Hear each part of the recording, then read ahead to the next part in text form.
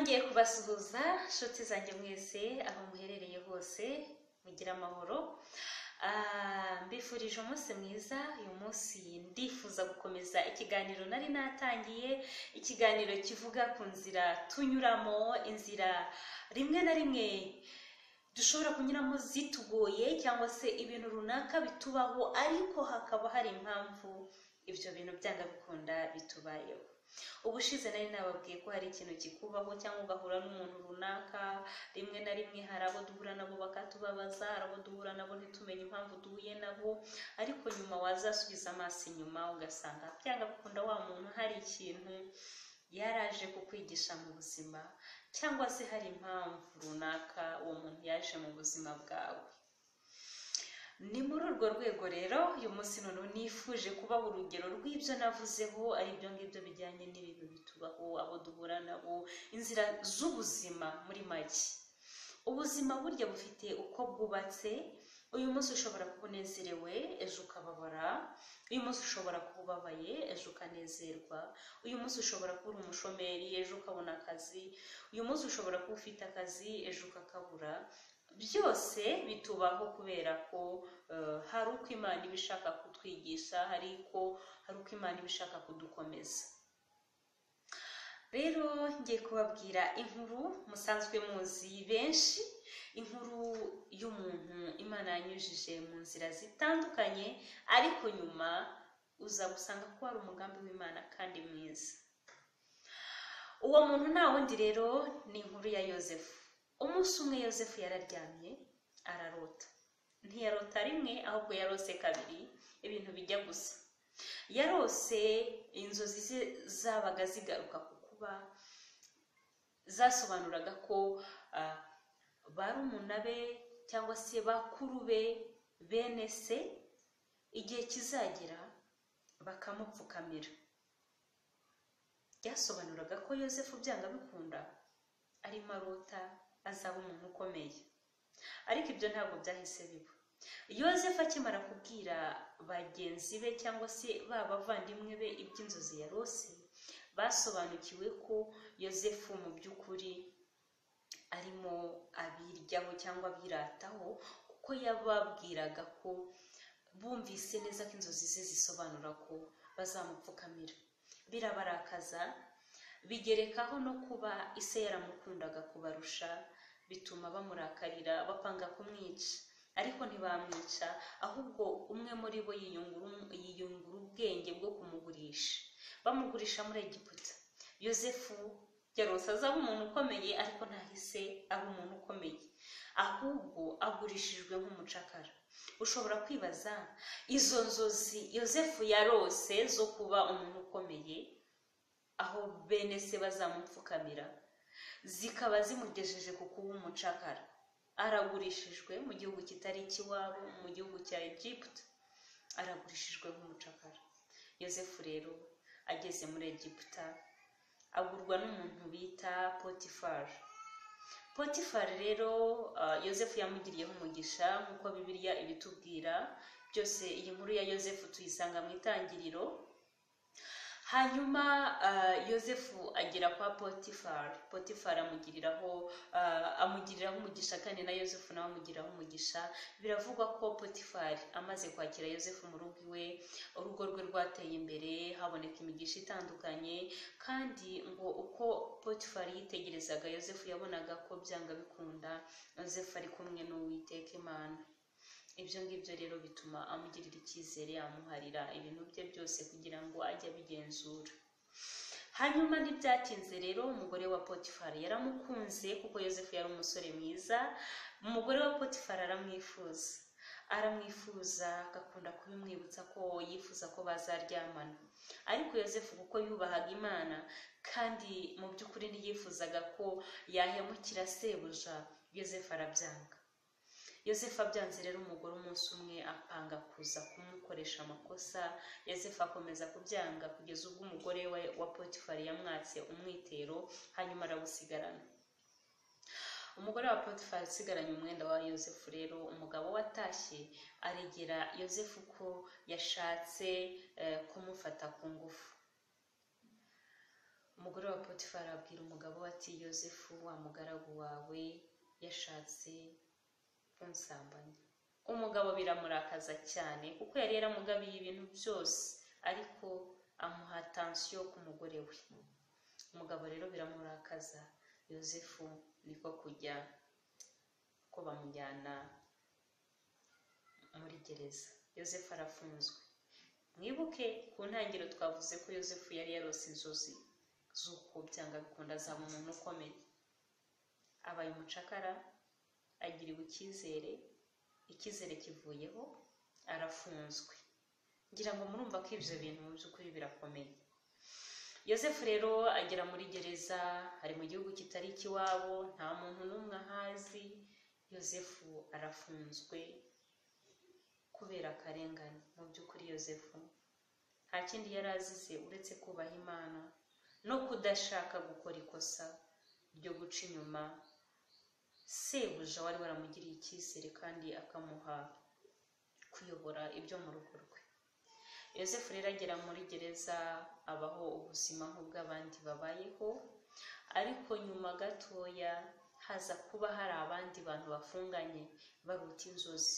Yozefu, abo bantu bari barose inzozi bari kumwe muri gereza, bari abantu b'ibwami. Hanyuma bamaze kurota izo nzozi, Yozefu arazibasobanurira. Umwe yari yarose inzozi izo yari yarose zasobanuraga ko nyuma y'iminsi mike yazasubira ibwami, undi agacibwa umutwe. Ariko uwo nguwo wari kuzasubira ibwami, Yozefu yaramubwiye ati maze nugerayo uzanyibuke. Niko byagenze koko. Wa muhereza wa vino w'ibwami yabashije gusohoka muri gereza, yongera kujya kugaburira umwami, yongera kumuhereza kuko nicyo yari ashinzwe. Ariko nk'uko abana b'abantu nyine tubigenza, wa muhereza wa vino yaragiye yibagirwa Yozefu. Aramwibagirwa burundu, yibagirwa ko yamugiriye neza, yibagirwa ko yamusobanuriye inzozi, nuko araceceka. Ariko umugambi w'Imana ujya utuma abantu batwibagirwa, abantu bakatwibagirwa kugira ngo Imana idukorere ikintu gishyitse. Nk'uko umuhereza wa vino yibagiwe Yozefu, nawe hari igihe abantu bakakwibagirwa pe, kandi wari wizeye neza ko byanga bikunda. Nta mpamvu y'uko umuntu yakwibagirwa. Wenda mwabanye neza se, wenda wamugiriye neza se, wenda hari ibintu runaka wamukoreye wumva ko byanga bikunda atakabaye yakwibagirwa. Ariko umuhereza wa vino yibagiwe Yozefu. Ariko umva impamvu. Imana hari ikintu yashakaga gukora kandi gishyitse. Ubwo Yozefu yari yaribagiranywe, nyuma y'uko yari arotoreye inzozi, uwo muhereza wa vino na mugenzi we, hari hashize imyaka ibiri. Ngira ngo murabyumva, ni myinshi muri gereza, ntawe ukwibutse, nta muntu uzi mu gihugu. Umunsi umwe rero Yozefu agiye yumva arakenewe. Kubera iki yari akenewe? Farawo, umwami wa Egypt, yari yarose inzozi. Abantu bose baragerageza kuzisobanura biranga. Hanyuma noneho wumva impamvu hari ibitubaho kugira ngo bitwigize mu rundi rwego cyangwa bitugeze ku rundi rwego. Wa muhereza wa vino abonye abantu bose bananiwe, nta muntu ubasha gusobanura inzozi umwami yarose, hari akantu kamuje mu mutwe. Yibuka ko muri gereza ahantu yari afungiye hari umugabo witwa Yozefu. Wasobanuraga inzozi. Aravuga ati umwami nabikunda ndamwereka umuntu ushobora kumusobanurira inzozi. Wa muhereza wa vino nuko nguko yagiye asobanurira Yozefu, nuko nguko yagiye azana Yozefu amuzanira umwami amurotorera inzozi z'umwami zavugaga ko agiye guhura n'imyaka 7 y'uburumbuke, ariko ikazakurikirwa n'indi myaka 7 yo gusonza igihugu kitera. Yozefu rero abwira umwami ati rero inzozi zawe nizo ngizo, nibishoboka ugende ushaka umuntu ushoboye w'umwizerwa w'umuhanga, iyi myaka 7 igiye kuza muhunike, hanyuma ibyo muzahunika bizafashe ya myaka izakurikira 7 itari y'uburumbuke. Hanyuma bigenda gutyo. Farawo areba Yozefu wabashije kumusobanurira inzozi abandi bantu batabashije kumusobanurira, amugirira icyizere. aramubwira ati se hari ubundi nashaka? Ni wowe, nguhaye ubutware, nguhaye igihugu cya Egiputa mu biganza byawe, hanyuma gitegeke, hanyuma ubunike, hanyuma tuzabashe kwikura muri iyo myaka mibi izakurikiriye myiza. Yosefu rero arategetse, ahawe impeta, ahawe igare ry'umwami, yambitswe umudari wa zahabu. Yosefu abaye umuntu ukomeye avuye muri gereza. Ese hari uwari gutekereza ko nyuma yo kuba umucakara, nyuma yo gufungwa, Yosefu ashobora kuba umuntu ukomeye, umutegetsi ukomeye, umuyobozi ukomeye muri Egiputa? Ariko nizo zari inzira z'Imana. Ahari iyo bitaza kuba mu kurota k'umwami, Yosefu ntiyari kwibukwa, ariko Imana yari izi inzira izamunyuzamo kugira ngo imugeze kuri za nzozi ze. Yosefu rero arahunitse, imyaka 7 y'uburumbuke irashize, hatangiye kuza ya myaka abantu batari bejeje, haza inzara, abantu batangira kuza guhaha muri Egiputa, aho n'ababana se cyangwa se b'abavandimwe ba Yosefu baje guhaha, ntibamumenya ariko warabamenya, kugeza ubwo noneho baje kwibwirana, ariko baramwuba nyine nk'uko byari byaravuzwe mu nzozi ze, nk'uko yari yarabirose. Yosefu baramwubamiye nk'uko yari yarabirose, inzozi ze zigera ziba zibaye impamo. Kandi koko Yosefu yarakomeye. Yosefu yaragize gute? Yari yageze ku nzozi ze, ariko byabanje kunyura hehe? Mu kwangwa n'abana ba se, ngo abavandimwe be bari baramwanze. Byavuye mu kuba yarapangiwe kwicwa, ariko Imana igakinga ukuboko, ntibamwica ahubwo bakamugurisha. Byavuye mu kuba yarabaye umucakara, byavuye mu kuba yarafunzwe, byavuye mu kuba umwami yararose inzozi hanyuma akamusobanurira. Ariko ikiruta byose, Yosefu yari ari kumwe n'Uwiteka Imana yacu. Imana iyo wayubashye nayo irakubahisha. Ahari Yosefu yaza kwifuza ibya muka Potifari, kuko nawe yari umukire, agasambana nawe, wenda yari kumugabira, wenda tuvuge nk'icyumba, sinzi uko byari kugenda. Ariko kubera Yosefu yihanganye, ahangaha noneho yari ageze ahantu heza.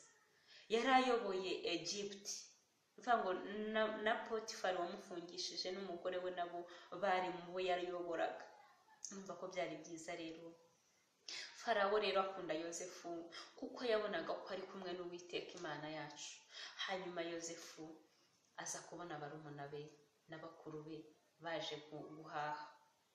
Abaje guhaha rero arabamenya, hanyuma baramwubamira. Nyuma y'aho ngaho atumaho se ndetse na murumuna we mu nda witwaga Benjamin. Baraza baribwirana, Yosefu arabakira kandi arabababarira, arababwira ati nubwo mwangurishije byari inzira y'Imana, kwari ukugira ngo benshi bakire, kwari ukugira ngo hatagira abantu bazicwa n'iyi nzara, kuko hari Imana yabikoze kugira ngo nzabashe gusobanuriza inzozi mu gihugu cya Egiputa, habemo kubika, habemo guhunika imyaka, maze abantu bazabashe guhahishwa.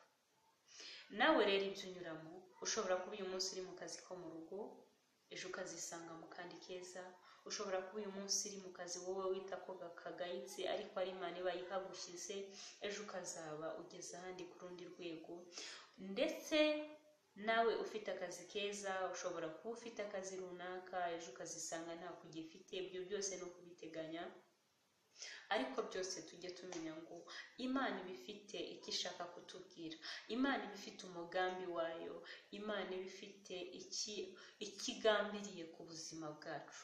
Niyo mpamvu rero ibitubaho tugomba kubimenya, ibitubaho tugomba kumenya ngo ni Imana, ni impamvu runaka ihari. Abo duhuye bakatubabaza, tujye tumenya ngo hari impamvu yabyo. Aho duhuye bakadushimisha, nabyo haba hari impamvu. Kandi natwe tujye tumenya kubaho mu buzima bwacu tuzi yuko turiho kubw'impamvu Imana yadushyiriyeho. tware kugira ngo ibintu dukora biri aho ngaho gusa, ahubwo ibyo dukoze byose tube tuzi ko tubikora kubw'impamvu z'Imana kandi dukore ibintu byiza. Murakoze cyane rero, ngira ngo nibikunda tuzaganira mu kiganiro gikurikiraho, tuzaganira ku kijyanye no kugira intumbero, icyo bitubyarira, kugira intumbero runaka icyo bitugeza. Murakoze cyane rero, ndacyabakunda, mukomeze mugire umunsi w'umugisha kandi muhahe muronke. Ntimwibagirwe ko byaba ari ibitubabaza, byaba ari ibidushimisha, byose Imana ibibizi kandi birangirira mu gihe cyayo. Murakoze rero, umunsi mwiza. Mwari kumwe na Nahimana Clemence.